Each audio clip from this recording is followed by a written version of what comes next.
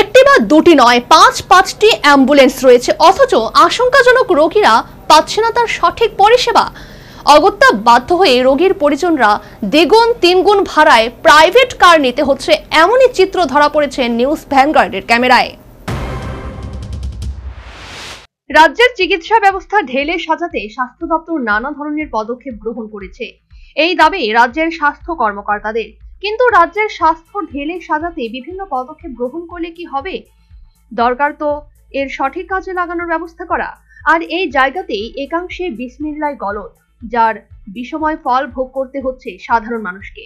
এমনই ঘটনা বৃহস্পতিবার ধরা পড়েছে ভ্যানগার্ডের ক্যামেরায়। বিগত বাম সরকারের আমলে শান্তির বাজারে চালু হয়েছিল দক্ষিণ জেলা হাসপাতাল। অভিযোগ, বর্তমানে শান্তির বাজার জেলা হাসপাতালে নেই অ্যাম্বুলেন্স পরিষেবা।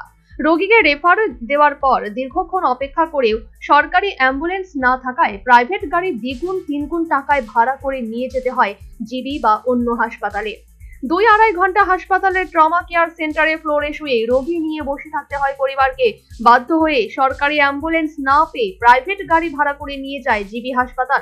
অন্যদিকে হাসপাতালে নেই চিকিৎসক, রোগী নিয়ে এসে ক্ষোভে ফেটে পড়েছেন পরিজনরা।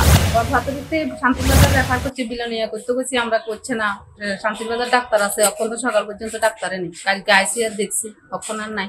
রোগী নিয়ে আসেন? কারে আনছেন আপনি? আমার শাশুড়ি। মানে গতকালকে আনছিলেন? বরবাদুরের থেকে শান্তিবাজার জেলা হাসপাতালে রেফার করছে। কি কইছে তখন ওই ডাক্তার?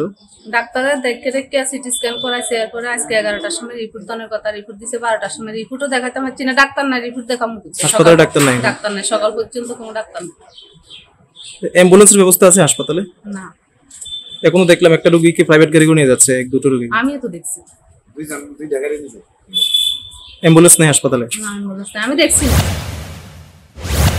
এ বিষয়ে শান্তির বাজার জেলা হাসপাতালের MSJS রিয়াং এর সাথে কথা বললে তিনি জানান, বর্তমানে শান্তির বাজার জেলা হাসপাতালে অ্যাম্বুলেন্স রয়েছে 5টি, এর মধ্যে একটি বিকল, অন্য 4টি অ্যাম্বুলেন্স 2টি করে শিফটিং। এজন্য যে 2টি অ্যাম্বুলেন্স ছিল ডিউটিরত অবস্থায়, সেগুলো রোগী নিয়ে সকালে চলে গিয়েছে জিবিতে। সেই সাথে তিনি সংশ্লিষ্ট হাসপাতালে যে চিকিৎসকের ঘাটতি রয়েছে তা তিনি অকপটে স্বীকার করেছেন।